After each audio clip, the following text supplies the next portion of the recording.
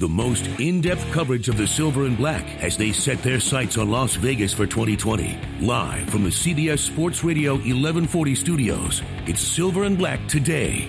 Join the conversation by calling 702-889-5978. Now, here's Scott Gulbranson and Matt Gutierrez.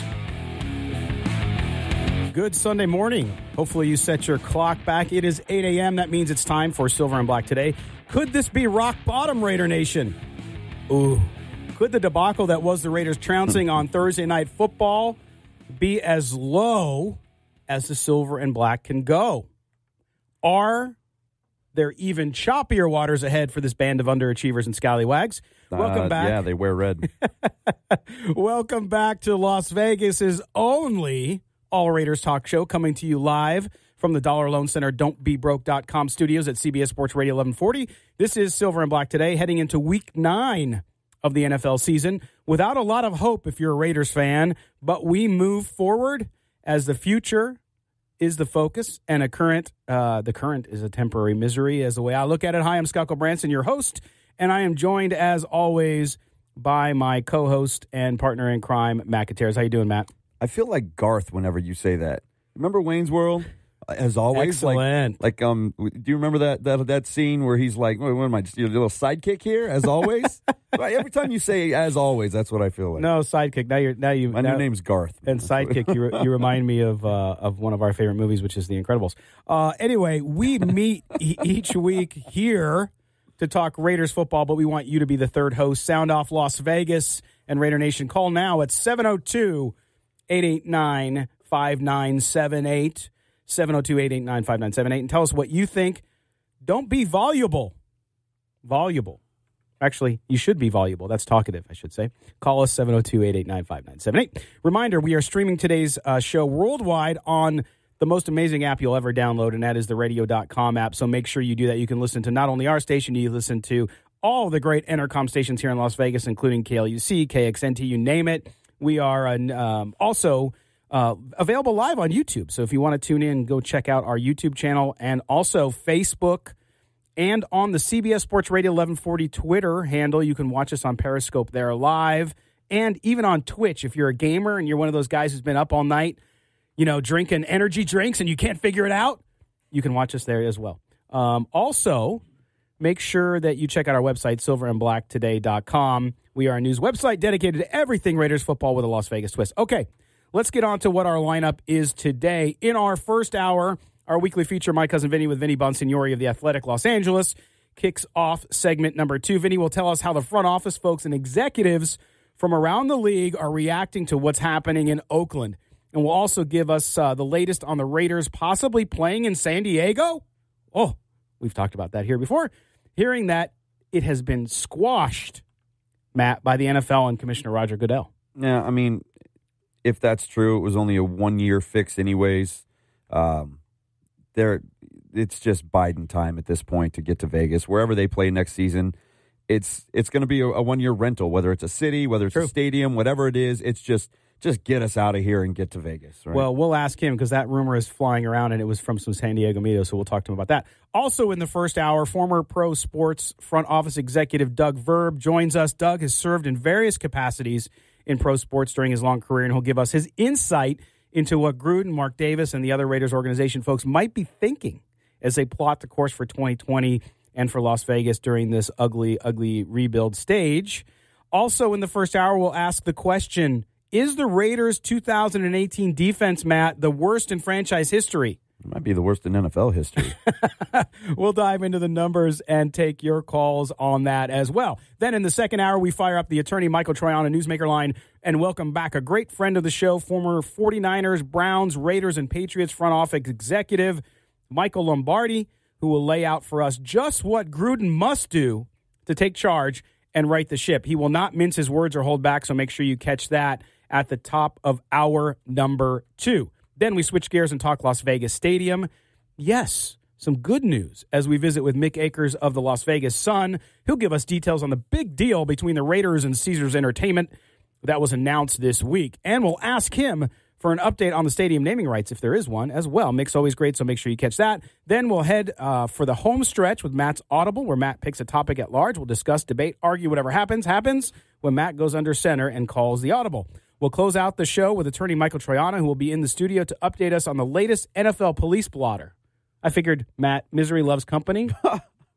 So the one thing we could say is there's been no Raiders arrested this year. Yeah. Knock on wood. Let's be honest. They've been pretty good about that for the last several seasons. I don't think they get enough credit for it because they have that mystique. The Raiders are always in trouble, right? Yes. Going all the way back to the 70s. But, I mean, they've kept their noses clean for the most part for a while now. Absolutely. And so, but Michael will come in, since he's a criminal defense attorney, he'll come in and make us feel better about the state of the Raiders because, again, no one's been arrested, and that's a positive. There you have it, Raider Nation. You're up to date. We've set topics on the table. Now it's time for you to chime in. Call us here on Silver and Black today on CBS Sports Radio 1140 at 702-889-5978. Okay, now what we want to do is we want to start the show with some positive news, right? Everything's been so negative. That's all you're hearing from national media, Bay Area media, even the Las Vegas media, unless you're a crappy UNLV team, and then you get glowing coverage. Man, that's a different subject for a different show. You can carry that over to Sports Adrenaline next Saturday from 8 to 10. But this week in Las Vegas, the Raiders, again, keep diving deep into the community and doing some really great stuff. And our own David Stepanian, our correspondent, was out at a great charity event, again, from the Raiders, and he did this great news package. We're going to play it for you now. Here's a segment on the Raiders in the community. If there's one positive takeaway from the Raiders in 2018, it's their continued contributions to helping build a better community. This time, the Raiders teamed up with the Ronald McDonald House Charity of Las Vegas to build a Raiders-themed playroom and a Raider mobile to provide transportation to and from the hospital for families. The head of RMHC in Vegas, Allison McCarthy, was thrilled to hear the Raiders wanted to help the cause. The Ronald McDonald House doesn't function without these types of donations and this type of support from the community. So when you say, what would we do without it? Well, we wouldn't be able to provide the level of service that we provide to these families, many of whom come to our door without even enough to pay the suggested nightly donation of $10. So they would be left without a place to stay. They wouldn't be close to their family members in the hospital. So this is not a nicety. This is a necessity that the Raiders are helping us provide for families who are going through just some very, very difficult days. The Raiders were also joined by Vegas native and retired LA Raider Chris McElmore for a check presentation to the tune of $5,000 to pay for lunch for inpatients and outpatients. Over 600 lunches per week is what we're going to be delivering to the families that are in the hospitals, and the kids are getting the treatment. And we're just, the families are going through an emotional time at this moment. So something to kind of release some of the financial stress and some of the emotional stress that goes on, not only for the locals, but families that's traveling. And we just want to help, And that's what we're doing. And that check will go a long way in helping those families. And what's nice about the Lunches on Us program is it also helps local families. Any family member, sibling, parent, grandparent sitting at the bedside of their child's hospital bed gets a free, healthy, fresh-made lunch made that day. And that is what these dollars are going to support. The goal of the Ronald McDonald House Charities is to provide a supportive home away from home for families and children who are receiving inpatient or outpatient medical treatment at local hospitals. You can find out more about their mission at rmhc.org. For Silver and Black. All right, welcome back. David Stepanian reporting there. So, David, jump on the microphone there. David is our engineer today. Yeah. How weird is it to see me behind the desk as opposed to next to you guys? I actually like it because it covers your face. And I don't have to look at it. Well, listeners don't have to deal with that. No, for most of us, unless they're watching us on YouTube, Facebook, Twitter, Twitch, or where else are we? Periscope. So we're everywhere. We're everywhere. But David, awesome job on that. Thank you. Talk about, though, when my son, so I have to say this, my son turns 11 today, and my son has celiac disease. And when he was 2 years old, he was deathly sick. He was basically starving to death from the inside. And he was in Children's Hospital in San Diego. And we went there, and they offered, Ronald McDonald House in San Diego actually offered us the ability to stay there and offered us meals and all this kind of stuff. It was amazing. And we were around a bunch of kids who had, much worse things than my son. They had cancer. There were kids that were unfortunately in the last stages of cancer and were going to pass away.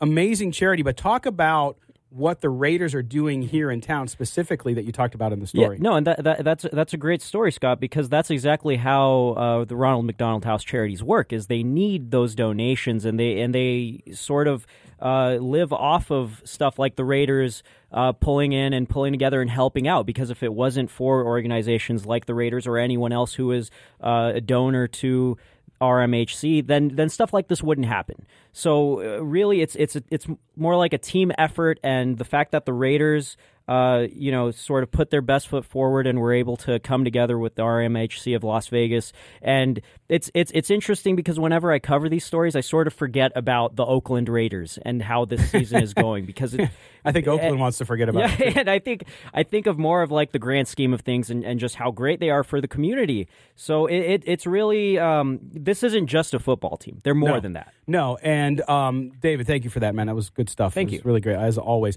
So now, Matt, we have a member of Raider Nation. One of the things we tried to start with some good news. Hopefully, our caller Anthony, who's on the phone now, is going to join on. Hopefully, that helped him out a little bit. But Anthony, what's going on, man? What do you have to say about the current state of the Raiders?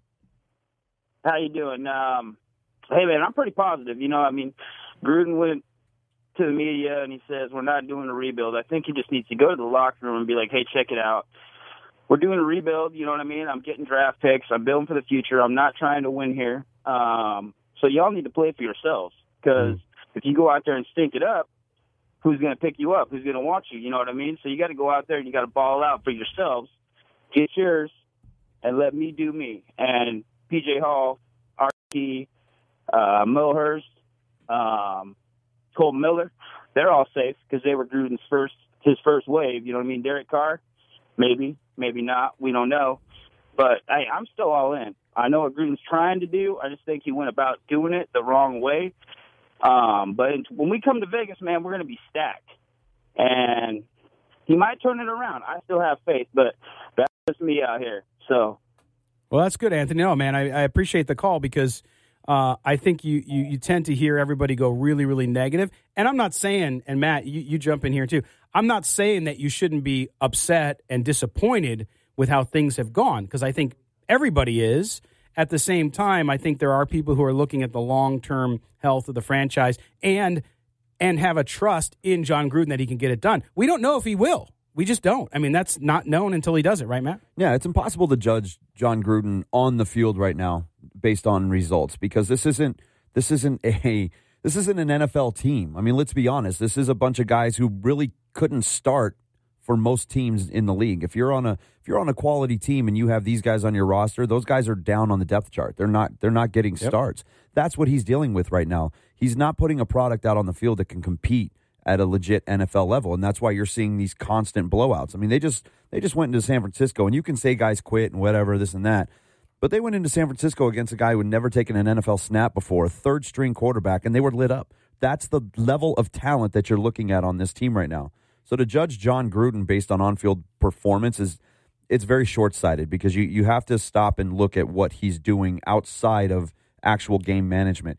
He's getting rid of guys that probably don't want to be there. He's getting rid of guys that are at the end of contracts, guys that they don't want to overpay.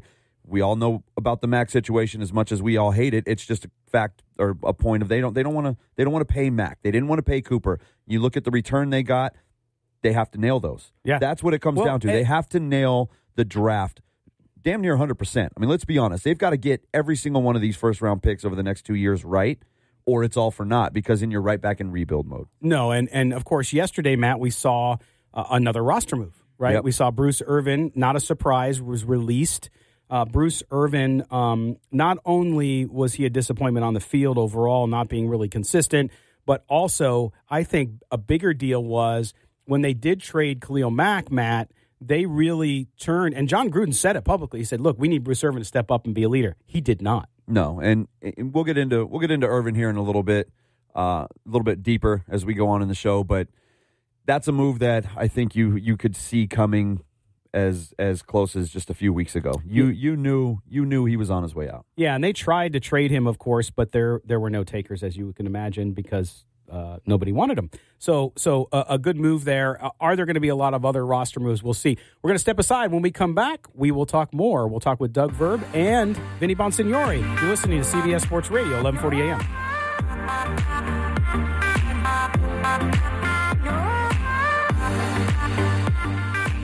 Callers and guests on the Newsmaker line are brought to you by the Law Office of Michael A. Troiano. The only way to take Silver and Black today with you is with the radio.com app. Download it today and search CBS Sports Radio 1140 in Las Vegas and listen to us anytime, anywhere.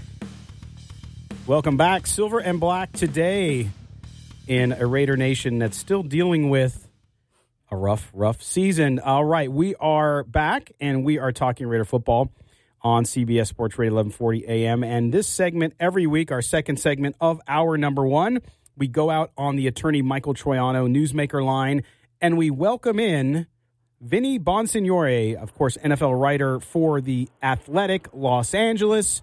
Vinny, how's your Sunday morning going? Well, I'm in the Big Easy, so it can't be that bad, right? Yeah, man. Hey, so that means you're just coming in from a night out of daiquiri-filled regret? No. 20 years ago, maybe. But I watched LSU, Alabama, from the hotel, even though there were just packs and packs of people, in New Orleans, downtown New Orleans, out and about watching that game. If they didn't go to Baton Rouge, about an hour away, they were here at bars watching it. Not a good night for the locals, but in terms of the score, but they got after it, no doubt about it. As you get older, Scott, you have to, you get away from Bourbon Street. You go down to Frenchman Street and you go check out the jazz clubs and hang out a little more. You slow it down a little bit. Yeah. You start to. Exactly. Yeah. Well, absolutely. I do the same thing. I love Lafitte's Blacksmith, my favorite bar. It's down at the very end of the street. It's the oldest bar in the United States. Nice. And it's very mellow. Sit on the patio, have a nice little cigar. All right, Vinny, let's get back to Raiders. Enough of New Orleans. What? No, come on, man. I like the New Orleans stuff. I need to lose weight. I need to lose weight, but please have a po' boy for me. All right, let's talk about Raiders now. So, Vinny, you have really just impeccable sources and contacts throughout the NFL. What are you hearing? What's the view of NFL executives and front office people you talk to just in general about what's happening in Oakland, especially after what happened on Thursday night? Well, I mean, it's a process, and you talk to people in the NFL, and they understand that. And when you're, the Raiders made some hard decisions to start this season. It started obviously with Khalil Mack. I think that kind of set somewhat of a stage for what was gonna follow. And they had a hard decision to make. Are you going to pay him, a defensive player, $25 million, or basically more than what Aaron Donald was going to make, knowing how much that was going to disrupt your salary cap, not just this year, but moving forward, which is the key to the whole thing. The Rams are going to be feeling that contract for many years to come, and the Raiders would have as well. But the difference is, as we've talked about, the Rams have a right now intact, ready to go Super Bowl contending roster around Aaron Donald. The Raiders simply didn't. So they had to make a hard decision there, and ultimately what they decided is, we've gotten as far as we can with this particular group. We need to go further. We're not going to get there if we continue to just sort of pay a guy like Khalil Mack $25 million and try to build around him. Let's strip it down and start over, basically. And there's people in the NFL who understand that. They have to make hard decisions like that themselves. Maybe not this drastic, because it sort of all came to a head at once for the Raiders, but they understand that. And so I'm not saying there's sympathy, but there's definitely empathy. They understand what they're going through, and they also understand that this is a transient league. Time moves on. It's not going to be like this forever for the Raiders, and people in the NFL understand that. So not to say that who will get the last laugh or anything like that, but there will be a time in the future, hopefully for the Raiders sooner rather than later, where they are getting the last laugh, because a lot of people are taking shots at them outside of the NFL. Inside the NFL, they understand what they're doing. Vinny, how fair is the on-field criticism of Jon Gruden right now? National media is crushing him, saying that he's in over his head. The game has passed him by, things like that. Because of the way that he stripped down the team, he's basically coaching a JV squad out there. I mean, these aren't viable starters for the most part on this roster, and they're basically saying that he can't coach anymore. Well, I mean, everyone has an opinion. We all know that. And sometimes you got to consider the source. I remember a lot of the same people, and not to disparage anybody, any colleagues that I have, or anyone that wants to chime in, but a lot of people said that they would never make it to Las Vegas too, or get a stadium deal done, or secure their future. So a lot of people that were saying that are saying this now, and they're making snap judgments on something that is going to play out. That's why he has a 10-year contract. I think intuitively everyone understood this might take a little while, and we're going to give you the security you need to make the decisions that you feel need to be made without the threat of, hey, we're going to pull the plug on you. You get 10 years and $100 million. Right. That pretty much tells you that the Raiders are saying it's in your hands. We trust you. We know that it might take a while, but you have the time that you need. Yeah, and Vinny, I think that one of the other things too is we hear and listen. You know, we are all part of the media, and we understand how you build stories and you talk about things. And with all the airtime that's available nowadays as well, you have to fill time, and so you debate things at end. But at the same time, when you talk to folks, when you see the media talk about, well, Gruden can't get it done on the field, he's not a coach, he can't relate to younger players. Do you hear that too from anybody in the NFL as far as not the rebuild, but just the actual coaching and leadership on the field? No, not with the sources that I talk to and that I deal with, and not to say that this is the same situation, but again, many of the same people or people like them said Jared Goff didn't pass the eyeball test. He wasn't going to be a good quarterback after 7 games of his rookie year. So again, I'm not trying to be an apologist or try to paint a rosy picture. It's not rosy right now. It's thorny and hard and difficult right now, and it looks really bleak. But to say that this is how it's always going to be, and to say that Jon Gruden can't coach because he's stripped down a team and is basically working right now with a stripped-down team, is presumptuous and hasty. And now, if we're having the same conversation 4 years down the road, then these people were right, and Jon Gruden couldn't get it done. And I'm sure the Raiders, if that ever came to it, would make that decision. He would probably make the decision, hey, I can't get this done, I'm out of here. But we're far from that point. We're at the beginning stages of a complete rebuild. So I think it's a bit hasty to start making decisions like that. But again, we've seen that. We've seen people call Jared Goff a bust after 7 games. So just consider that and think about that when people are saying what they're saying right now about the Raiders. Yeah, again, we're talking to Vinny Bonsignori from the Athletic Los Angeles about the state of the Raiders. Now, Vinny, I contend, all right, there's just the way things are today and the way social media and everything feeds itself, negativity just seems to rise to the top, unfortunately. We see it with politics. We see it with sports now as well. And I contend this whole focus on Jon Gruden, I mean, yes, he's a big personality and all that, but at the same time, because he got so much money, I think there's some play there. People are so quick to bring up that point. Look, he makes $100 million. Well, so, if you were turning around a Fortune 500 company and you were making $100 million and your first quarter, so your first 3 months running the company, you were still losing money, would people say to fire you? My answer is no. But do we not? I mean, do you think there's just a disconnect there, and that maybe the money piece of it just kind of gets people off what the main subject should be? I mean, it certainly clouds the issue, or affects how people look at things. But even more than that, I believe we live in just such a snap judgment, short-sighted type of society right now, and that's across the board. That we say things that 5 years down the road we might look back and say, well, I was wrong on that one. Nobody's going to look back necessarily and tweet out, hey, I was wrong 5 years from now. If I may say, hey, look, you know what? I thought he was going to get it done. He didn't get it done. Time to cut bait and move on from Jon Gruden. Maybe that will happen, but I'm not going to make the decision right now. I've seen too many situations that took a while. Look at the Philadelphia 76ers. It took a while, and they took a bunch of punches, and they were the laughing stock, and they were the punching bag, and a guy got fired over it. But he was on the right path, and I think that the Raiders are taking a similar approach right now, and the easy thing right now is to kick him. That's just the easy thing, and really, honestly, the lazy thing, without maybe saying, hey, let's look at the big picture here, because that's exactly what the Raiders are doing.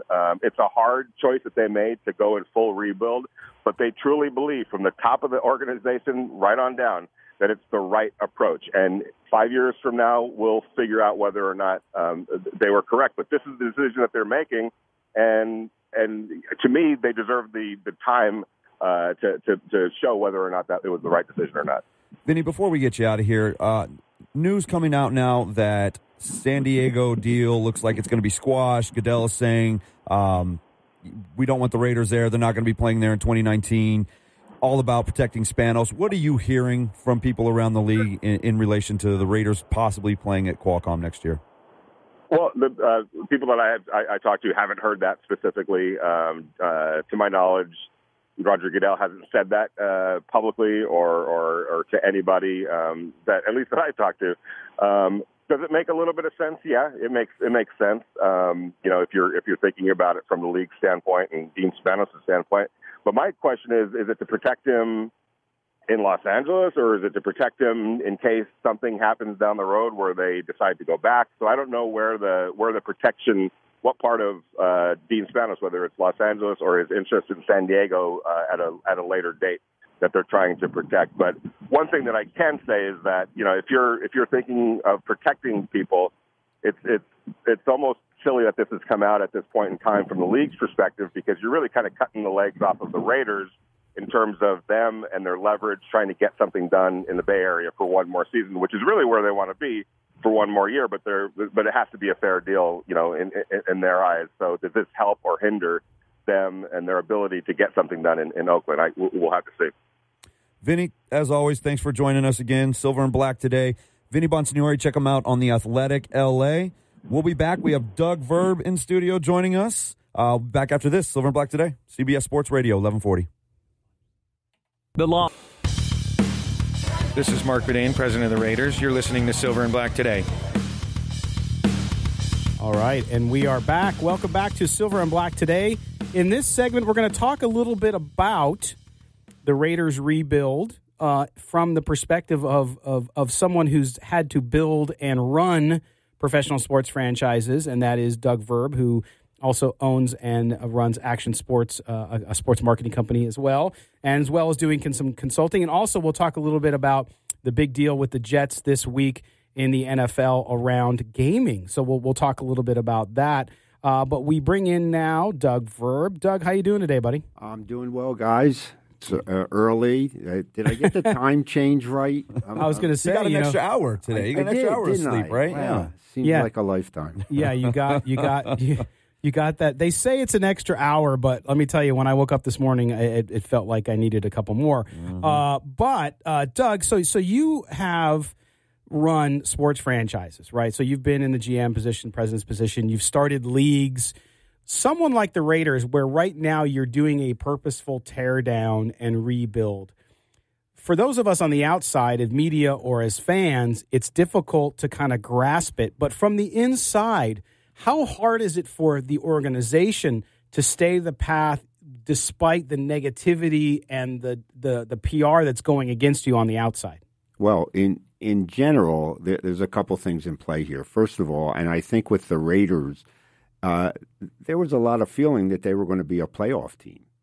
So you're not going into it like the way the Sixers did the process. Mm-hmm. You're not going into it and saying, here's what we're going to do.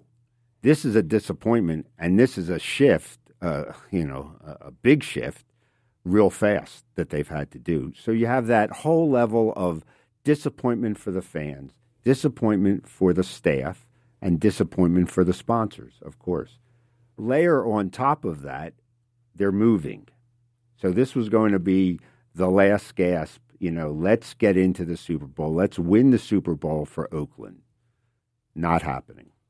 I think you talk about the move. That's maybe the biggest key here that people are missing, is that while it's disappointing for the group of fans that are actually in Oakland, the Bay Area fans, the rest of Raider Nation, although you hate to see them lose, should be pretty excited about this, because you're seeing Gruden come in, tear everything down so that he can build something great.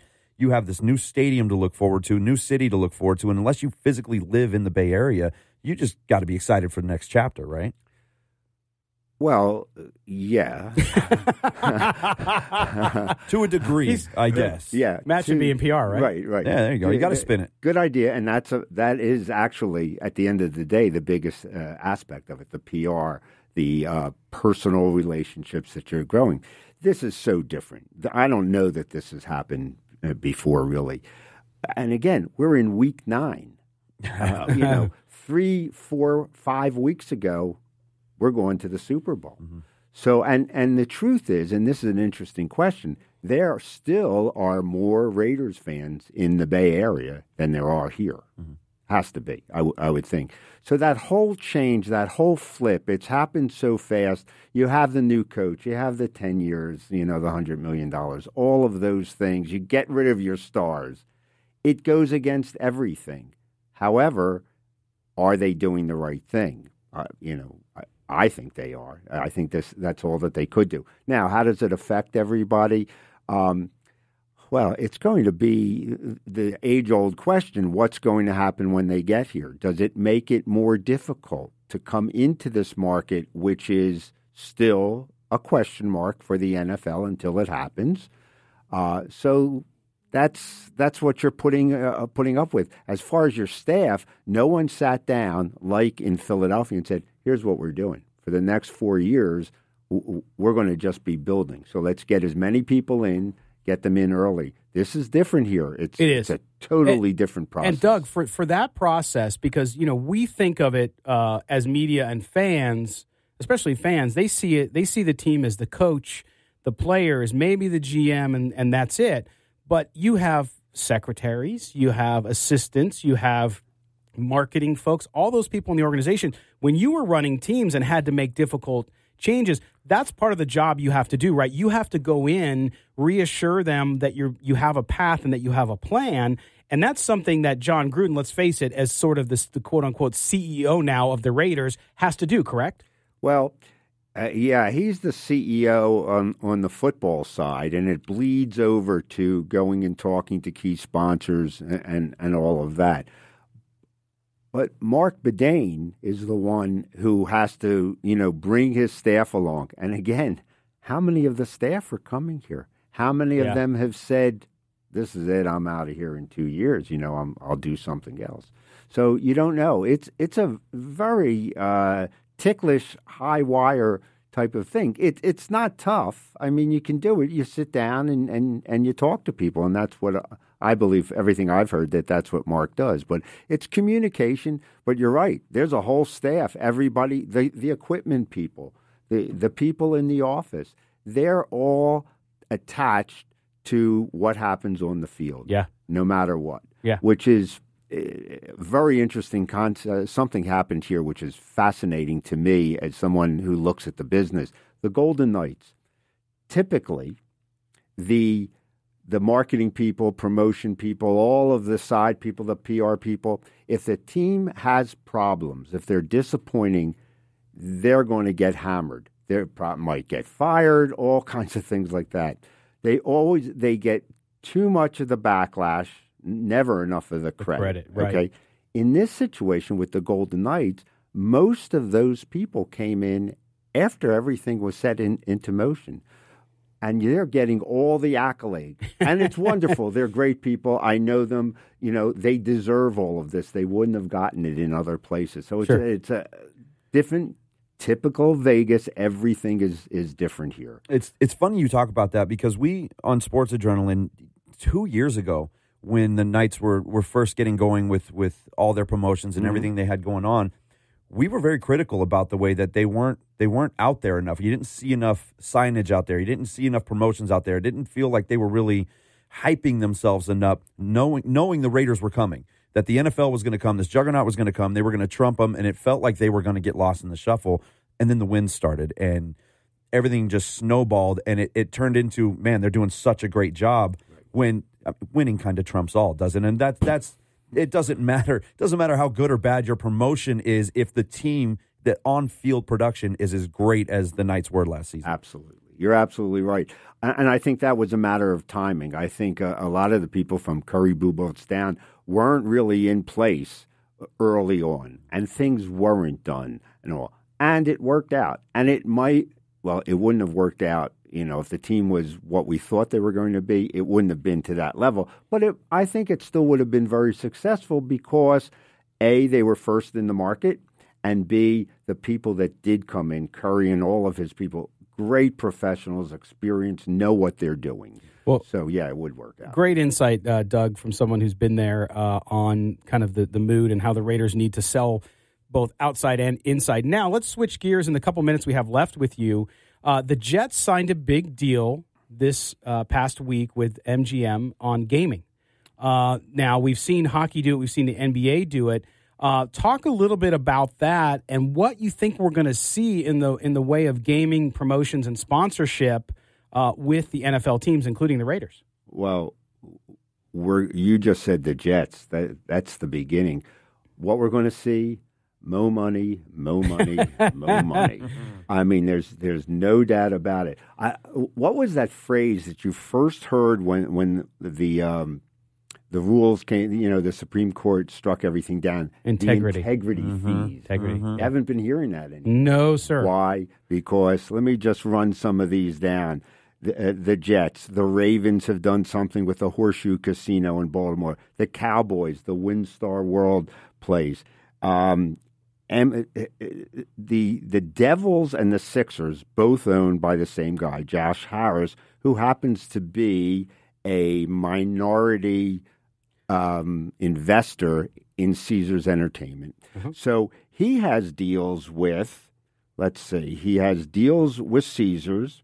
He has the Devils have a gambling lounge with William Hill. With William Hill, yeah. And they're able to do it.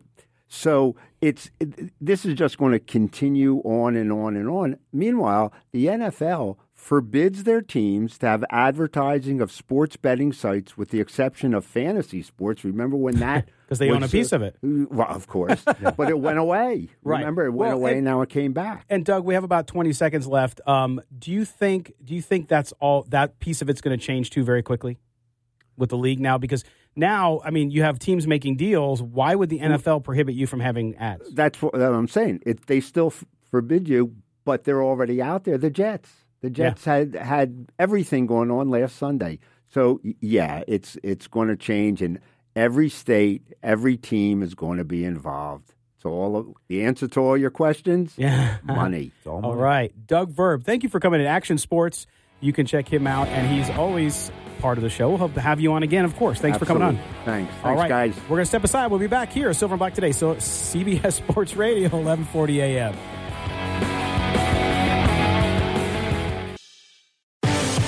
This is Silver and Black Today, live on CBS Sports Radio 1140. Here's your host, Scott Gulbranson. All right. Welcome back, Silver and Black Today. Want to again thank Doug Verb for coming in and schooling us on sports business as he always does, and gaming. Really interesting times. We're going to talk more about it when Mick Akers comes on with us here shortly from the Las Vegas Sun. We need a full hour with Doug, man. I mean, I know. The amount of information that he was throwing at us just during the break alone. It's this whole thing is going to blow up, and it's about time. That stigma is finally gone, I think. The gambling aspect, and we know the NFL stance on it. They can say publicly what they want to say, but they've had no problem with fantasy sports because they're getting money from it. They have no problem going to Wembley where you have bookies on site, and then we can't even talk about Vegas, and now suddenly everything has changed. No, that's exactly true, and I think it is all going to change. Want to also thank one of our sponsors, of course, that is Michael Westra Allstate Insurance. Make sure you call Micah. He's a community-driven guy. If you need help, it doesn't matter if it's home, life, auto, 702-435-4211 is the number there. Make sure you give Michael a call, and we appreciate his support of the Silver and Black Today. Okay, Matt, now we're going to go into a subject that should scare anybody. We're just a few days after Halloween, which can be a scary time. And if you look at the Raiders' defense, that's what we're going to devote here some time. This defense, I honestly, the other night watching them against the 49ers, Matt, I don't know. Remember, I grew up in San Diego. I had to watch some really bad Charger teams as a kid. I don't know that I've seen a defense that lacks more desire or talent, period. They don't do anything well. They don't do anything well. There is not a single facet of the game that you can point out that this defense does well. They can't rush the passer. They don't get off blocks. Their linebackers are consistently lost in coverage. They don't tackle well. The defensive backs can't cover one-on-one. They get lost in zone coverage. I mean, you saw Reggie Nelson come down on the first the touchdown to Pierre Garçon to start the game. He comes down and bites on the play action, which that happens with play actions. Sure. You get guys to bite, get guys to suck up a little bit towards the line of scrimmage, and you try to beat them over the top. The thing that killed me about it is, first of all, Reggie Nelson he's been in Paul Guenther's system for a long time. He knows the system. He's one of the vets on this team. He's a captain on this team. He gets caught in the play action, and he doesn't even bother to get depth. He sees them roll out. He knows what's going on, doesn't bother to get any depth, just stands there 4 yards from the line of scrimmage and lets Pierre Garçon run free behind him. There's nothing that this defense does well. When that happens, you get guys that have never played football before in their life at the NFL level, third string on the depth chart, coming out looking like Joe Montana. No, that's right. And the Raiders overall, from a statistical standpoint, and statistics can sometimes be a funny thing, are not worst in the league, but I want to just focus. This blew me away after the game, and you're looking at the stats after watching really what was a horror show for Oakland fans and for the team.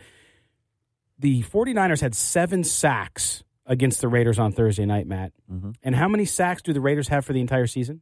They have 7, and 3 of them just left. And 3 of them just left. Bruce Irvin took his 3 sacks and went home. Right. And so to me, it just goes to show you that you can argue, and I know people want to, that, hey, look, you traded away our best pass rusher in Khalil Mack. Nobody likes that, including me. So I'm not gonna say that that's not true, because it is. You did trade away your best pass rusher, okay? But the defense being this bad with even without Khalil Mack shows you that they had no depth to begin with. But hold on, guys. Gruden's getting phone calls left and right from the best guys in the league. They want to come play for the Raiders, right? 2019, right? 2019. He's getting phone calls. His phone's getting blown up by some of the best guys in the league wanting to play for the Raiders. Well, that's actual post-game interview quotes. Had Mack not been traded, would they have more sacks as a team? Of course, because Khalil Mack is that he makes good. Sacks. Yeah, right. Would they have more wins? I would give them one more win this season than what they have, and that would have been the Denver game, in my opinion, because I think you do enough in a 1-point loss to maybe stop that final drive or keep the ball a little longer, something to those lines where they probably could have won that game. Maybe Khalil Mack was worth 1 win. Other than that, this defense is too horrible for one guy to make a difference. They have so many holes to plug on this field that it's just, what are they going to do with this? Well, point? Here's the thing: is to win in the NFL, you have to have a good offensive line and a good defensive line. That's where it starts, and they have neither. I think Maurice Hurst is going to be fine. P.J. Hall, I think the jury's still out. Okay, they have no help this year, so it's hard to evaluate those young guys fully unless they have a full multitude of folks on the line and on the edge, because they have nobody on the edge. Arden Key has not been anything. Really disappointed in Arden Key. And again, I mean, that's a product of him not having any help either. I mean, he was never going to be a Khalil Mack or somebody like that, but he could be a contributor from that side. But when you can double anybody you want on the line, when you can take away anybody on that line, because really the only other guy that can create pressure is Mo Hurst, then you can double him and shut him down all you want. P.J. Hall looks like a guy that came from a small school right now. He doesn't look like a guy that can play at this level yet. There are flashes. He has talent, but can he sustain? We don't know. No, and that's the thing, too. We want to ask you guys, 702-889-5978 is the number. Give us a call. Tell us what you think of the Raider defense. I think, to me, Matt, the bigger issue, we know they don't have the talent, right? So that's going to take a couple years to even get to be competent. At the same time, to me, what bothered me most about Thursday, I'm not saying everybody quit, because I don't think everybody did quit, Matt, but I do think there were guys who quit, and you can't just release everybody. But if I'm the Raiders and I can pick up or I can play younger guys and get rid of veterans, I would do it immediately, because if you quit, that shows you're not a professional. Yeah, I think it's hard to say guys quit. There may be some of that out there. Maybe you're not giving max effort. Maybe you come off the ball on the line of scrimmage and you get blocked up right away and you just don't really put forth enough effort to even make it interesting as far as getting to the quarterback or getting off your block and making that tackle. I can see some of that happening. To say the team quit is, I mean, that's tough to say. These guys are out there with pride. They're playing for a paycheck. They know what they have to do. I think there were a couple guys on the field, but I think there were a couple guys who weren't playing. Well, I think pride. one of them just got released. Well, that's my point. We know that, and he said that 2-3 weeks ago. We talked about that. Yeah, we did. He had checked out a while ago. He might have checked out when Khalil Mack was traded. Honestly, I think a lot of guys did. I think they went, man, if they're going to get rid of a guy like that, how safe are we? What are we playing for at this point? But that's why you're seeing Gruden get rid of guys, not pay the big money for guys that he knows aren't going to be part of the long-term solution. It's unfortunate for this season. Right. If he hits on the draft picks, it'll be fine going forward, but it's a process, man. You got to have some patience here. But, Matt, I'll tell you, I think that it also, times like this are really good for a team, believe it or not, because you see who has the desire. Derek Carr said it, right? Yeah. You see who wants to be there. Well, I'll tell you this. We want to be here with you talking Raider football no matter how bad it may be at current time. We're going to step aside. Man, it's bad. And when we come back at the top of the hour, we're going to talk to Michael Lombardi, former Raiders player personnel and GM of the Browns. You're listening to Silver and Black today on CBS Sports Radio, 1140 a.m. in Las Vegas.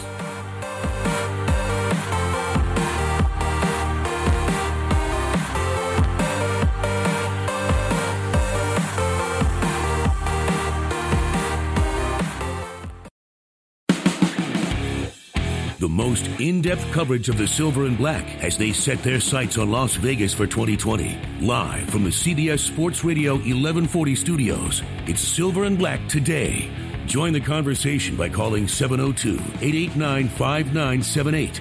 Now, here's Scott Gulbranson and Matt Gutierrez. Welcome back to Silver and Black today here on CBS Sports Radio 1140, and we're happy to welcome back Michael Lombardi. Michael's been an executive in the front offices of the 49ers, Browns, Eagles, and Raiders, of course, from 2014 to 16. He was also an assistant to the coaching staff with Bill Belichick and the Patriots, and now we can add to that, he's a current best-selling author of Gridiron Genius, a master class in winning championships and building dynasties in the NFL. A great book. I highly recommend that, especially with the holidays coming up. Michael, thanks for joining us again here on Silver and Black today. Thanks, Scott. I appreciate being there. All right. So listen, Michael, there's no other way to say it. It's dark days in Raider Nation. The team is coming off one of their worst games in recent memory, even some say even in franchise history, and they're looking for answers. Clearly, they don't have all the talent they need, and now perhaps there's some issues with the coaching staff. From your perspective, and you wrote a great column in The Athletic as well this week that I recommend everybody go out and read, and of course we'll put up on our Twitter handle here so people can do it. And you really talk about what's happening in Oakland, especially when it comes to Jon Gruden. But looking at what's going on from a high level, how do you kind of give us an overview of what you think's going on there? Well, I think what I try to write about is where it's going next. I mean, you can belabor and be angry about how they played against San Francisco on Thursday night. Certainly, there's a lot of room for discontent there. But I think you got to look forward because Jon obviously has got a long-term commitment. I think this whole notion that what Jon makes is really getting out of hand and ridiculous because if you're running a Fortune 500 company, if you're running a company that's $2 billion, let's say, which the Raiders are probably valued at, making $10 million a year isn't exactly robbing the bank, okay? So you're really not overpaid at that. I think you think you're overpaid because you're a coach, but he's running the team and taking that aspect of running the team. What I wrote about in The Athletic was I think he has to take the broader approach. He has to take the CEO approach, step back from being the offensive coordinator, step back from coaching the quarterback, and try to figure out where this team is now, motivate this team, understand the coaches, understand the players, and spend the next 8 weeks really getting involved in that area. Yeah, and it's interesting. You talk about the focus on how much he's making and the length of his contract. I've noticed, and maybe because we're Vegas-based, you have, I think, a really interesting dynamic happening with the media, Michael, and that is you have the national media, which is very down on the Raiders, I think mostly because of how they've played, so from a record perspective, although you have a lot of the talking heads talking about the money and Gruden, how he's lost it, and he doesn't have the ability to do it, and he can't build a championship team. Secondarily, you have a Bay Area meeting, and with all due respect to them, I understand where they're at. The team is leaving, And for some of those people who cover the team, so might their jobs. But I don't remember in recent times seeing someone who was so beloved in the media now really taking just brutal hits day after day, multiple times a day. Well, I think, we all know the media is fickle, and it's all, what have you done for me lately? And so I think what Jon has to do is, not worry about it and just move on and make decisions. Because, look, if you're making everybody happy, no one's happy. And so, that's the reality. And he's got to try to just make himself happy in the franchise. And I think if he draws his attention away from just calling the offensive game and focuses more on what he has to do with the franchise there, and I think that's going to be the critical component. Well, and you, of course, just like in your book, Gridiron Genius, you talk a lot about leadership. I mean, leadership transcends football. It's about any organization that you lead.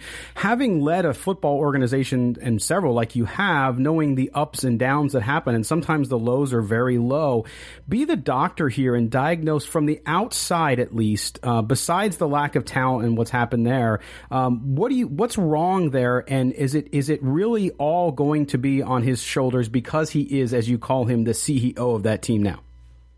Yeah, it is going to be on his shoulders because ultimately he wanted the situation to where he was, obviously he wasn't coming back until he had full control. So I think you got to break the game down in this way. I think they've got to fix the offensive line. It's tough to play two rookie tackles and think you're going to survive and be able to pass the football. I think they've got to redistribute some of their wealth in the offensive line. They've got to get the line better. I mean, they've got to get the offensive line better. They've got to increase their skill level production. And, of course, Carr's got to play better. But defensively, they need more speed. I mean, they definitely need more speed. And I think Jon has to reevaluate his whole approach. Not go older, go younger, try to have a mix. You can't be the oldest team in the NFL, be the worst team. You got to be somewhere you got to have some balance. And I think that's really important. And that's what I think he needs to do. I think he has to take a step back. He's in a different role than he was 10 years ago. I think he's got to transition himself. That was my call in the article. I think it's time to stop belaboring the issue as John Lawson has me. I think he now has to understand that he's in a different role. And that role requires him to act and behave in a different manner. And it's not about designing the game plans. Certainly he's a great offensive coach. But until he gets his team fixed, his impact on the offense is going to be great. Again, we're joined now by Michael Lombardi, of course, longtime NFL front office executive and now best-selling author of the book Gridiron Genius. Now, Michael, we saw in the 49er game, really, after a game where they lost to the Colts at home, and you saw some improvement, for example, on the offensive line. Of course, then they go in against the 49ers, they get hurt again. And the defense against San Francisco was probably, I watch a ton of games like you do. It was one of the worst performances I've seen in a long, long time. And in the heat of the moment, the sideline can be an emotional place. We saw Gruden twice confront defensive coordinator Paul Guenther on the sideline. Are we reading too much into that? Is that just in the heat of the moment and things are going bad so people just get emotional? I think that's often the case. People get emotional. People get, certainly they get involved. And I think that's really when I saw that, I felt like at that moment, he needs to have more involvement in the offense, and he needs to have more involvement in the defense, and he needs to show the team he's involved. And I think instead of asking Guenther, he should know what's actually happened. And I think that's really what I saw on the television. I think, to me, it's his job to understand everything that's going on and then evaluate it from his own eyes. And you look, he's the leader, and this isn't a committee meeting. Nobody's ever dedicated a monument to a committee. He's got to decide and how he handles it based on what his information is, not based on what other people are telling him. Now, Michael, outside of the team and the organization, you just talked about how he's got to communicate and show his team that he's involved. Does Jon Gruden owe anyone else outside of owner Mark Davis an explanation on what his plan is and what they're doing? Well, I think he should sell the plan. I think he's the voice of the franchise. I think that's what he should do. And I think he has to stand in front of the team and say, look, here's the vision of the organization. Here's where we're going. And I think he's got to talk about it to the people of the organization. He's got to motivate the people within the organization, not just the players. That was my call to arms. Instead of spending time with the quarterback, instead of spending time with the offense, he needs to spend time with the organization. When Bill Walsh took over the 49ers, he didn't walk in and say, we're going to win a championship. He went over his 17 points, a standard of excellence, which is in my book. He coached that every single day to everybody in the organization. I think that's what Jon has to do as well. Well, and you said in your column too that that and you emphasized that he learned something from this game, and you've talked about that a little bit here about how he needs to be more involved. The question is, and I see some folks on the national stage asking this question specifically, and this really comes down to, I think, the crux of the matter is, can he do that? Will he do that? And how long will it go on before we see whether or not he is? I think I think that's the call. I think, to me, I think, when you lose as badly as you lost, you have to evaluate everybody. It isn't just because you don't have enough talent. There's other things going on, and I think that's what he has to spend time looking at. And I think that's to me what I saw, and I think he's going to have to see the same thing now. Take a step away. He's had a weekend to look at it, look back, and how does he use his time wisely? What does he do to maximize what he can bring to the table and his expertise? And then he can pass it on to the football team. I think that's most critical. Right, and watching the Raiders the other night, Michael, and seeing some of these players, there's a lot of fans and folks who say, well, boy, some of these guys just quit. When teams are going bad like this, like you said, it's up to the person leading the organization, in this case, Jon Gruden, to get folks bought in and motivated no matter what the record is. But having been in that position yourself, too, when things are not going well, how often and how do you handle if you see a guy who's just not giving it his all? Well, I think you move on. The one thing about when you're bad, you can't tolerate bad players who don't do what you want them to do. So you just move on to the next one. And I think the other thing what people don't realize is when things go bad, you've got to spend time with the coaches and the staff because they're no different than the players. They want to give up too. They want to they need some motivation as well. And I think that's going to be critical. That's why I think he has to redistribute his spending time instead of just working with the offense. He's got to work with everybody. Now, when you look ahead to Michael, the media too talking a lot about how this team is now flush with draft picks, and draft picks really don't matter unless you execute on them, correct? So with the Raiders now, you talked about the need for some consistency on that offensive line, which is sorely needed now as well. When you look at what they have to do going into 2019 and 20, because it's not just a one-year fix, how do you balance as a GM? How do you balance looking at, well, geez, I have so many needs on offense and I have so many needs on defense. Does it get to the point where you just emphasize going in and you pick your guys, or is there a different formula you use? No, I think the formula is pretty much the same. You build the offensive and defensive lines. That wins football games. That's always won football games. That's won football games in the 40s. It's won it in the 60s. It's won it in the 80s. It's won it in 2000s. It's going to win it in 2020. You build the defensive line. If you can get blue-chip players in both offensive and defensive lines, you're going to win a lot of games. If you have a quarterback, you're going to win titles. And so that's ultimately where it starts. Bill Walsh never worried about his wide receivers until the rest of the team was fixed. But he focused on the offensive and the defensive line. That's what Jon has to do. That's going to be hard for Jon because he's going to want to draft a receiver, a playmaker, somebody who can make it easy for his offense. But he's got to make it easy for his organization, and it starts with defensive line. All right, Michael, as always, thank you so much. Make sure you catch him, too. Tell people about your show on Sundays, too, over on VSiN. Yeah, VSiN, the VSiN Network, FUBU TV. You can catch us there on Sirius 204. We cover it's called Betting Across America. We cover college from 10 o'clock Eastern till 12 o'clock. And then on Sundays, we're from 10 o'clock until 1 o'clock. And it's basically covering every single game on the board and breaking it down for the gambler, breaking it down for the bettor, breaking it down for the fan. All right. And again, Michael Lombardi, author of the best-selling book, Gridiron Genius. Make sure you pick that up. We will link it both on the website, in our social handles, longtime NFL executive. Read him on The Athletic. And as you heard, Saturdays, Sundays on VSiN. Always a pleasure, Michael. Thanks very much. Thank you. Help us talk the Silver and Black. Call us at 702-889-5978. Here's Matt Gutierrez and your host, Scott Gulbranson, on CBS Sports Radio 1140 AM. Welcome back, Raider Nation. We roll and continue in hour number 2. I want to thank again Michael Lombardi for joining us. Some interesting tidbits there. But he's speaking the truth. I mean, it's nice to see it from the outside perspective, somebody who says, look, he's got to step up. Gruden's got to step up. He's got to be the CEO. He's got to think of things differently. He's not just a coach anymore. But I wonder if is that the case? Is he not doing that? I mean, let's be honest. We have this is not an overnight fix. This is going to be a process, and really, it's a 2-year process heading into Las Vegas. So it's still TBD, right? It is still TBD. What is not to be determined is the deal that was struck this week between the Raiders and Caesars Entertainment, a 15-year marketing agreement and sponsorship agreement, a founding partner of the new Las Vegas Stadium. And to talk about that, we bring in now one of our favorite guys here in the local media in Las Vegas, and that, of course, is Mick Akers of the Las Vegas Sun, who covered this issue, and it covers all of the Raiders business issues, as always, for the Sun. How you doing this morning, Mick? Hey, pretty good. How you guys doing? Doing good, buddy. All right, so let's talk about this. You know, we've been waiting for a while for those of us who cover the Raiders and the stadium and what's happening there, waiting for stuff to happen, right? Because, yes, the stadium's not going to open until 2020, but these deals tend to start to trickle in a few years in advance. What is it about the Caesars deal that is really a big get and start for the Raiders as it comes to this corporate sponsorships for the stadium? Yeah, obviously it's bringing in one of the larger casino companies in town, Caesars. The whole deal is pretty cool. They get their own branded entrance, VIP suite on the 50-yard line.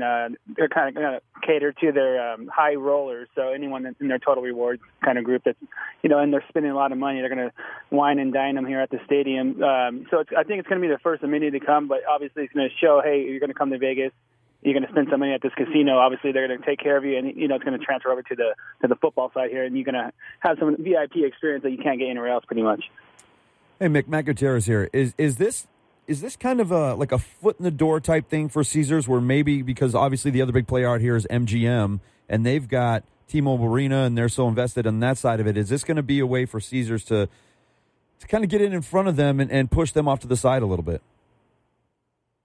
Well, you can look at it that way, but there's still plenty of time. There's going to be several more of these to come with the founding partners here. So I think that you might even see MGM jump in on this. You just never know. Obviously, it's going to be quite larger than the T-Mobile Arena. They have a half ownership share in that, which obviously is a great thing. But I wouldn't imagine that they would pass up an opportunity to put their name up on the stadium as well. So.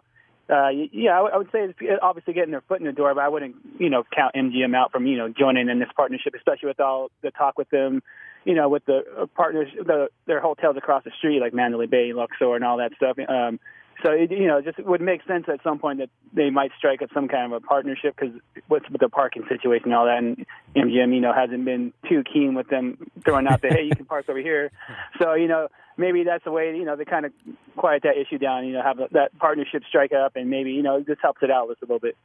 Well, and Mick, we know, too, that, as you just alluded to, and there's even some other issues, I think, that float between, for those of us who are kind of always around what's going on between MGM and the Raiders, and so it has to do with parking, it has to do with some other things as well. For Caesars, though, talk about, you cover gaming as well and the business overall in the Valley. Caesars coming out of bankruptcy, the troubles that they've had, and then now, of course, leadership change this week. How big of a deal is this for them as far as overall nationally, too, from the point of you're starting to see sports entities? You saw the Jets deal earlier with the MGM this week, and all of these different gaming deals that are now being struck by individual teams in different leagues. How big of a deal is this for Caesars, too, to finally have an opportunity to put some good news about how they're going to be involved in the sports world? Yeah, they've been pretty busy over the last couple of weeks. They also struck up some deals with the 76ers and NBA and the Flyers and the NHL. They're going to have a sports betting lounge in the Prudential Center there, so that was like a pretty big story there. As far, they kind of emerged from the bankruptcy. They're building this new $375 million convention center behind the league. So, and then like you mentioned, the Persora, he's heading out, so they're going to have a new leadership. But obviously, they have their issues, but it looks like they're kind of trending upward right now at this point. And just getting their foot in the door with football, I think ahead of time in Vegas especially is a great thing for them. And like I said, you've seen these deals striking up in the last couple, say 3 or 4 weeks. So I think it's just going to keep popping up everywhere. There's any kind of casinos near any kind of these stadiums, arenas. It's just kind of like the next step, the evolution of sports betting and, it's professional sports. It's going to be like a common thing, I think, say 2 or 3 years down the line. Mick, from a fan's perspective, they all love the name, right? What's the name of the stadium going to be? Everybody wants to talk about that. The Raiders have only played in a place called the Coliseum, no matter where they seem to go. Caesars jumping in there. Coliseum seems like it's a no-brainer, but Caesars isn't the naming rights. They didn't buy the naming rights. So have you heard anything as far as who's going to jump on board? What big corporation's name is going to be slapped on the side of that building? Anything like that? There's nothing specific, but I've been, getting the word from people involved with all the stadium deals and all that. And talks are ongoing right now with several companies just, gauging interest and all that. They mentioned it kind of runs the gamut, gaming companies and everything. So, obviously with Vegas, and we have the gaming capital of the world, would be kind of odd for it to not be one of the large gaming companies that, in town. So I think once it's said and done, it's going to be a gaming company. But, they're going to listen to all offers and all that. So I would expect maybe that coming out, I would say sometime next year. I don't think they're going to be rushing on that because obviously they want to get the best deal and fill out all the offers, and it's not going to happen overnight. But, yeah, it's a work in progress. But, as far as specifics about who's involved with those, it's been pretty tight-lipped. Anyone I talk to would just tell me that they are having those talks, but they won't tell me, like, exactly who. They'll just say, ask what kind of, industry they're from. And they just say it just runs, through pretty much everything in town that's big, any of those industries. So, they won't. They're not going to give it to me right away. But I'll keep picking at them. I can get something out of them here before they strike that deal up. Let's just hope it's not Sam Boyd, right? Let's give it something. Let's give it a different name if we're going to stick with the local gaming ties here. Oh my goodness! Well, and it's funny because if not for the Supreme Court decision, I don't know that they could even be talking to gaming companies about naming rights. So very fascinating. Again, we're talking to Mick Akers from the Las Vegas Sun about the Raiders' deal with Caesars Entertainment this year. Now, Mick, when it comes to a deal like this, so they are the first announced stadium founding partner advertiser. Let's call it what it is. How important is this for the Raiders? Like, what's the next progression? Does this now open? Does it now set the bar from a cost perspective? Now, we don't have details on what this cost, right? But is this a big deal for the Raiders because now they've set the kind of market for what it requires? Yeah, obviously getting the first one in there is a big deal because now they have a price, and now anyone else must have come in after they're going to feed that. Hey, this is what Caesars paid. Look at this kind of attention they got when they did it. So it's going to make this even, super attractive anyway, but just makes it a little bit more attractive saying, hey, look at how much attention this has gotten. So usually you look at stadiums and they'll have like around a dozen or so of these founding partnership deals. So obviously this is the first one. I would say it'll be somewhere around that, that market around 10 to 15. So, over the next, 2 years or so, you're going to see a bunch of these start popping up, but I'm not sure it's going to be all at once. So it's good, it's going to trickle in here and there. Mick, we were off the air a little while ago talking about just the value of this franchise and how much it's gone up just since this deal or this move was announced coming to Vegas.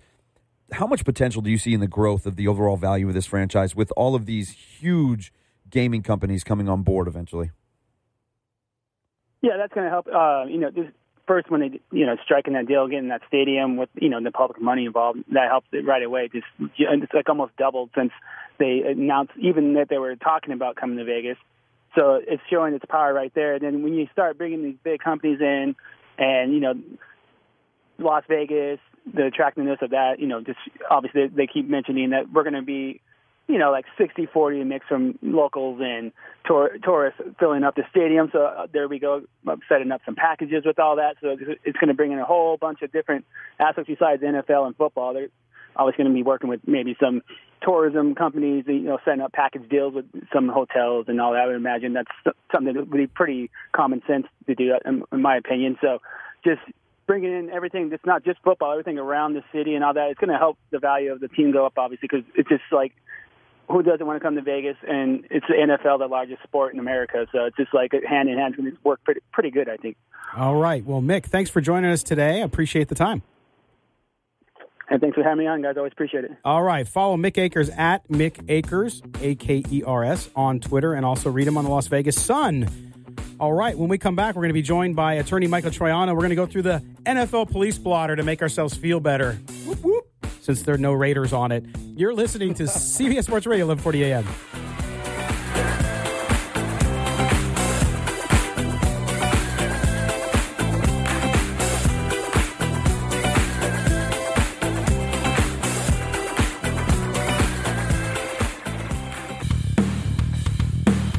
Hey, this is Rodney Hudson. You're listening to Silver and Black today.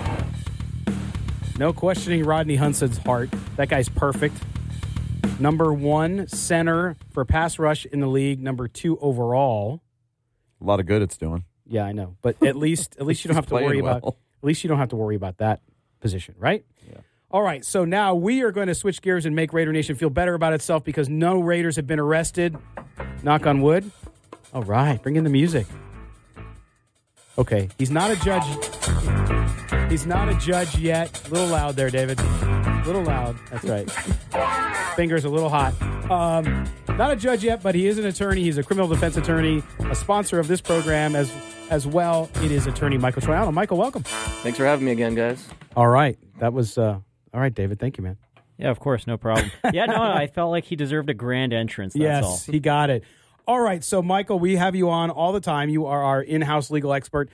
We had a couple police blotter pieces that we wanted to talk, and that's why we're having you on. Number one, a place that the Raiders want to forget about, which is London, although San Francisco is much worse than London. But the Jaguars were there 2 weeks ago to play, and a group of their players went out, decided to have some fun with alcohol and other things, who knows what else, and decided to not pay for it. And they were arrested. What happened, and what impact is it for them since they don't live in the UK?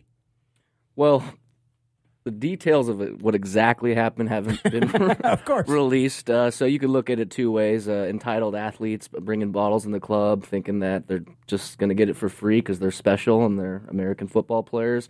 Or it was maybe just a simple misunderstanding. They knew that they were obviously famous, rich football players, didn't think that they'd have to haggle over a $64,000 bill, which if we were to sit down and have a couple of cocktails, there'd be a lot of crying going on when that bill came on. But for that group of individuals, it's kind of ridiculous that there was a dispute. So who knows? Maybe they did hoodwink them and they talked as if it was going to be free cocktails all night.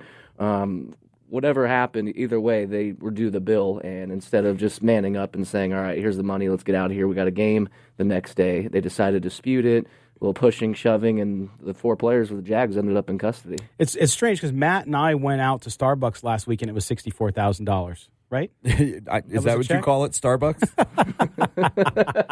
Very nice.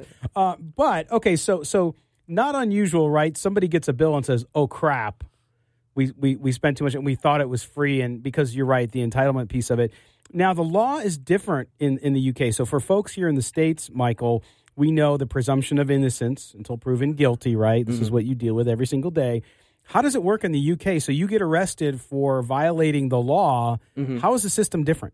Well, I mean, it's not as different as you would think because that's how American law was created. Before we had our own court system and what we call there's two types of things. There's what we call statutes, which, you pass a bill, your legislature comes in and says, hey, we're going to make A, B, and C illegal, and it's on the books for everyone to see.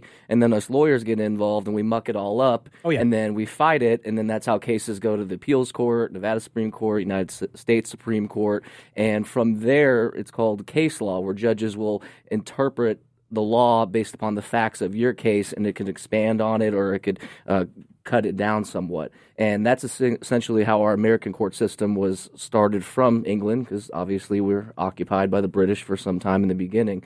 As far as this specific incident's concerned, I think it just came down to the money. They put him in custody, probably under the influence at that time, right? It was a dispute over bottles of alcohol or what they perceived to be free.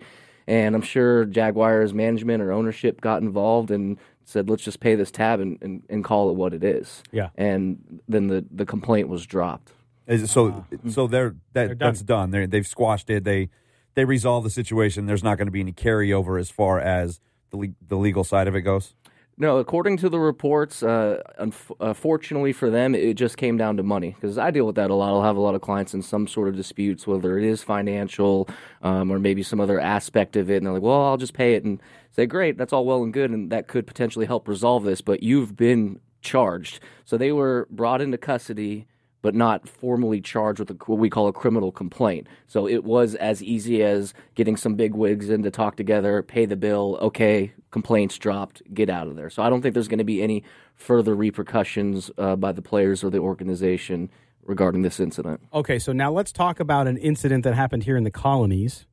And that's with Giants' Kyle Lauletta, who decided to drive, I guess, allegedly. You're an attorney, so I have to. Allegedly, right? Allegedly drove while under the influence of something and was passed out in his car, had some issues. What happened with him, and what sort of uphill battles he facing? Well, My understanding is that there was a traffic violation the day before, so I don't know if he's just running late to practice or he's just a nut job, to be quite honest with you, because you're an NFL star and you're running late to practice and not listening to police. So that he received a minor traffic violation, and then the next day it was a very similar issue on his way to practice on a Tuesday morning, and apparently the traffic officer directed him to go in one certain direction. He refused to, so that's a crime in and of itself. And then apparently when he was doing some sort of illegal U-turn, he almost clipped the officer. That's pretty problematic, trust me. That's not a good thing. And then a little bit down the road, another officer was able to catch up with him, and still at this point, he's very likely just going to receive a traffic ticket. And then he resisted arrest and was placed into custody, actually taken in and charged. So I'm not really sure what's going on with him. Is either mental health problems, alcohol, drug abuse, or he's just had a really, really bad week. Yeah, it sounds like he did have a bad week. Let me ask you this, Michael, because when we talk about all these issues with athletes, NFL players in this case, in your experience, and I don't want to get you in trouble, I know you won't get disbarred for talking about it, but do people like this, I mean, do NFL players, are they going to get a little bit of preferential treatment when they get into the legal system? Does it kind of depend on what the offense is? Or, I mean, what's your kind of view of that? I could only really speak for Nevada. Obviously, we're going to learn pretty soon when the Raiders come here to Vegas and get a team and see how that goes. But as far as celebrity status, football players, things like that, I've certainly seen preferential treatment. There's cases in which I've seen like some celebrities, these wannabe or real, I guess these days, Instagram celebrities that have 2 million followers, but they make just unheard of amounts of money just off of that, have some serious cases just get wiped away. And then I've seen other cases where it was a very famous celebrity and it was somewhat of a minor issue, but they made it seem much more serious because the state didn't want to be accused of giving preferential treatment. What does that come down to? Is that more about the credibility of the person? Is it more about money being thrown at the situation? How do you determine which one of these quote-unquote celebrities is going to kind of skirt the issue? I think a lot of it has to do with their prior criminal history or lack thereof. If you go a couple years back, remember Paris Hilton was arrested on the Strip for a very small amount of cocaine. And in Nevada, any drug other than marijuana, even the tiniest little quarter of a gram, is a felony. It's just any possession of it. So possession of cocaine, for example, anything under 4 grams is a felony. It's possession of controlled substance. Anything above 4 grams is trafficking, which sounds crazy, and that's a topic for another day. But just that simple possession of a controlled substance between 0 and 4 grams of cocaine is a felony in of itself. And quite honestly, very likely, if you have 0 prior criminal history, no honest attorney would guarantee a result, but I would be pretty confident to say that misdemeanor is going to be likely, or best case scenario is going to have the case completely dropped, even if it is a very legitimate and solid case, because it's one of those crimes where the district attorney's office has discretion based upon your criminal history or lack thereof. Where Paris, I mean, I believe it was eventually dropped, but she had to go up and do some sort of drug program and got up into district court, which is a higher level court. And I don't know the merits of their case. I know she had a fabulous attorney, he's one of the best. So I'm sure that it got worked out appropriately. But at the same time, if Joe Schmo off the street was to come in my office and have that same sort of offense, not that I would do anything different. Again, her attorney's amazing, but I don't think it would have to go through that many hoops just because that person's a nobody compared to. And doesn't a lot of it? I mean, it's a luck of the draw to who the judge is. I mean, there's judges, like people in general, are different. Some are going to grandstand. Some are very humble. Some are different. Some are going to want to make an example out of you, even if you're just a Joe Schmo. Mm-hmm. And so, isn't that a little bit too? It depends who you get. It depends who you get. Obviously, judges are human beings, and they have different interpretations of the law, different policies in their court, how they look at certain things. But a lot of times when clients ask that, like, what about the judge? What about the judge? It's certainly a factor, but a lot of it's who the prosecutor is. And your prior dealings with them as a defense attorney, your relationship with them. And we don't need to be friendly and go out for cocktails, but at the same time, when you have a history with somebody, you cut through a lot of the BS. And it doesn't mean that either side's going to get exactly what they want, but it's a working relationship. And that is a very big part of my job is those professional relationships. And they're adversaries, so again, not every situation you're going out and getting drinks after your case, but at the same time, there has to be some level of mutual respect, because it doesn't matter what judge you're in front of if you can't have any sort of rapport with the prosecutor and get to a point where you're trying to come to some sort of reasonable solution for your client. Well, let me take the whole reputation thing to the NFL now. You've got the Raiders, who are always looked at as being kind of problematic team, but you've got a whole bunch of guys that haven't created any issue for several years now. Mm-hmm. How much of that is based on history of a team versus individual, when guys tend to get in trouble? Oh, well, he's a Raider, so we're just going to throw the book at him, kind of thing. Reputation. It's certainly something that will be a unique set of circumstances for defense attorneys when eventually the inevitability happens. One of our Vegas Raiders gets in trouble and gets arrested.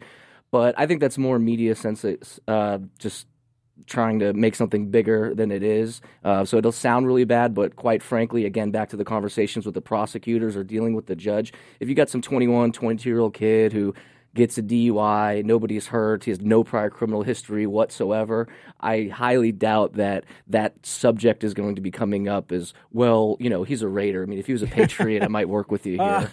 I guarantee you media perspective would go in that direction. Absolutely. Right. Well, the Patriots, they like to commit crimes on a much higher level. Yeah.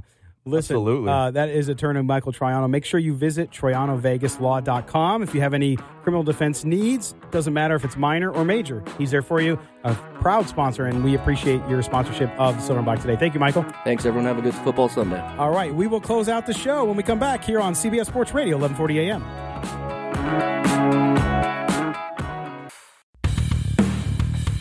The only way to take Silver and Black today with you is with the radio.com app. Download it today and search CBS Sports Radio 1140 in Las Vegas and listen to us anytime, anywhere.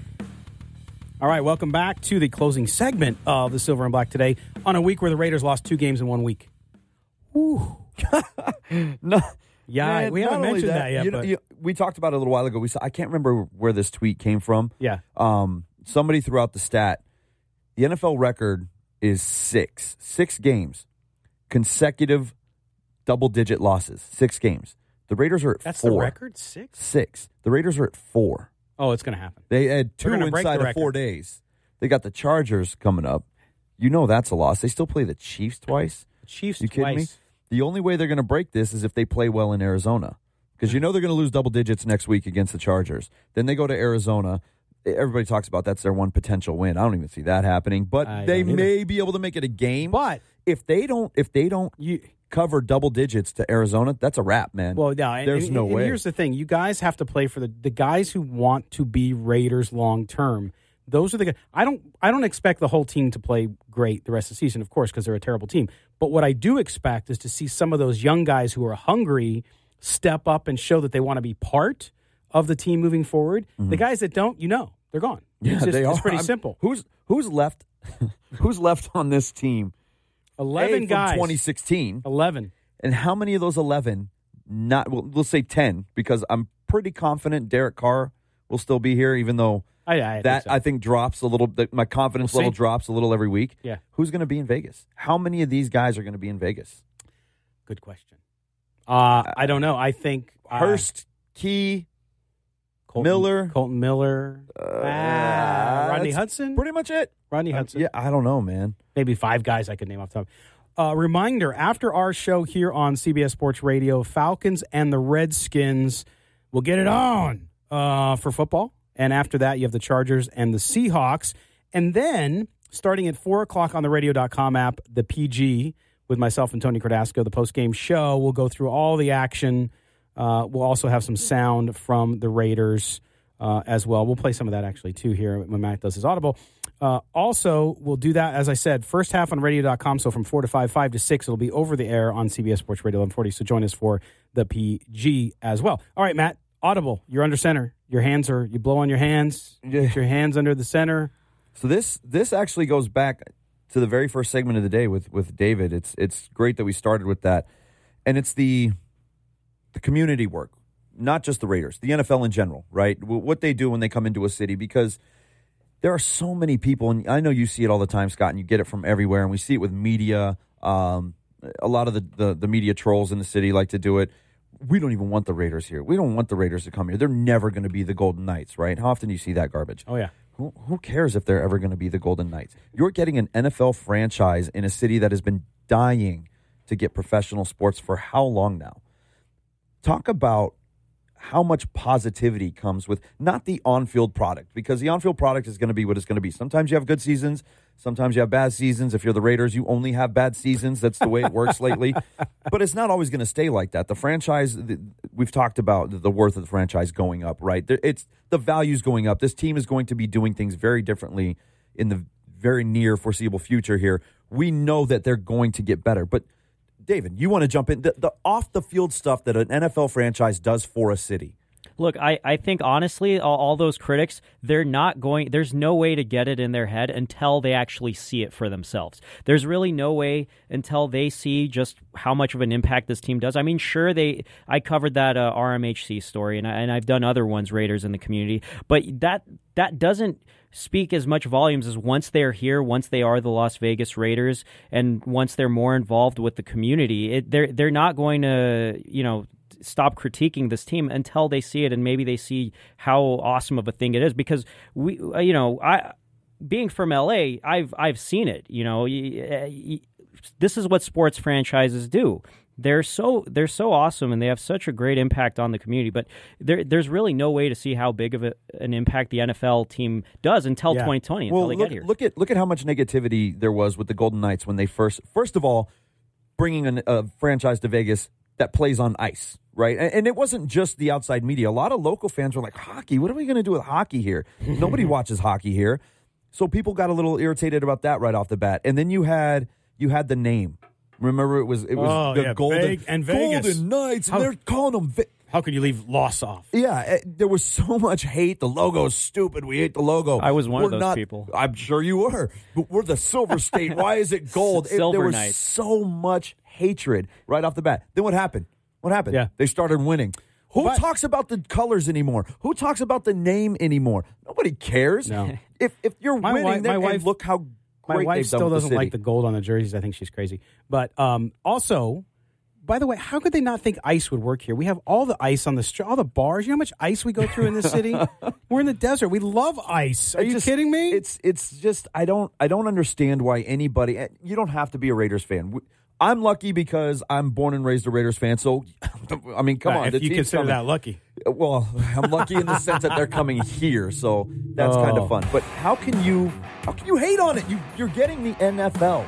You are getting the NFL in your city. Embrace it. It might not be your favorite team, but it is a team for the biggest sport in all of America. Embrace it. Have fun with it. Be excited that they're coming. Oh, absolutely. Wow, that's the close of the show. We're closing out here. We got about a minute left. And during that minute, just a couple things. Again, we mentioned the Falcons and Redskins coming up next year. We'll be back with you next week. We'll preview the Chargers game. You're going to talk to Sam Fortier from The Athletic. Yes. We'll talk about that. Bring him back on. Did a great job for us last time. He did. That double-digit loss coming up against them. The first of many. And then also make sure you tune into the PGA. I want to thank David Stepanian, our engineer and correspondent, for his great story on Ronald McDonald House. Thank you for that. And for Matt Gutierrez, I am Scott Branson. Also want to thank our producer, Mark Bonilla, who's always nearby and always there helping us. Without him, we're not on the air. So thank you to him as well. And thank you to you, Raider Nation, all of you. Hang in there, and may the autumn wind always be at your back. We'll talk to you next week. This has been Silver and Black Today on CBS Sports Radio, 1140 a.m.